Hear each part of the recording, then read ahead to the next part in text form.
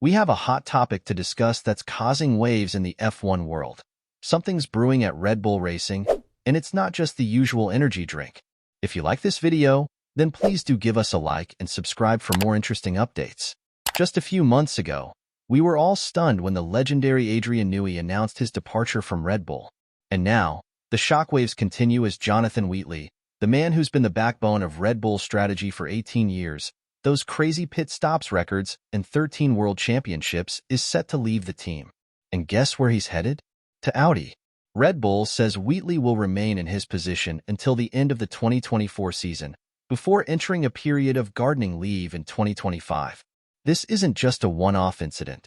Dan Fallows, another key player, who was head of aerodynamics, packed his bags for Aston Martin after a 16-year stint. Rob Marshall, who was chief engineering officer, did the same, moving to McLaren in 2023 after 17 years at Red Bull. It's like the Red Bull family is disintegrating right before our eyes.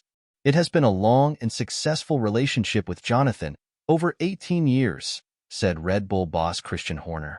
His contribution to 6 World Constructors titles and 7 World Drivers' Championship, first as team manager and latterly sporting director, will forever be a marker in our team history.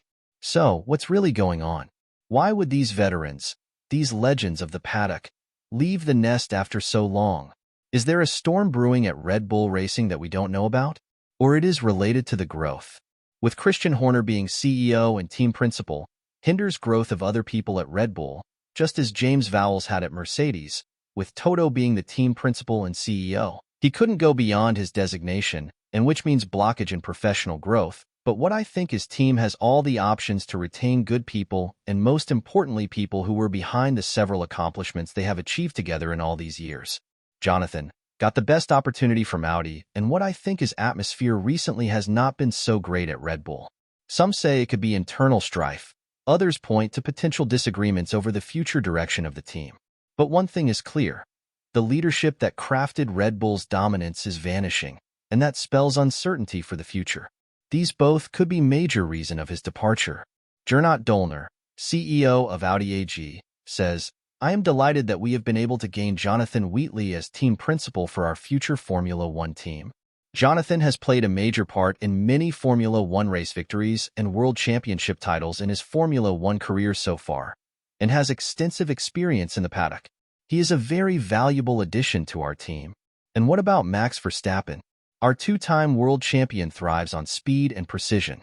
He's been the face of Red Bull's success, but with the team's leadership in flux and the competition catching up, could he be reconsidering his future at Red Bull?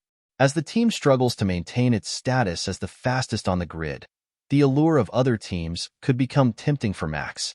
We already saw his frustration at Hungarian GP. RB20 is not the fastest car on the grid anymore.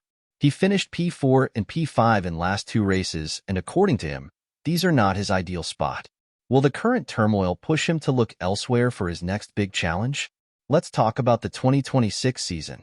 Teams are gearing up to start to work on their new cars as soon as January 2025. With so many integral figures leaving, Red Bull's plans might face significant challenges. Can they keep their competitive edge, or is this the beginning of a rocky road? Well, I think this will hurt Red Bull in the longer run. With their powertrain coming up, it's always better to retain people who have worked with you for such a long time. What do you think?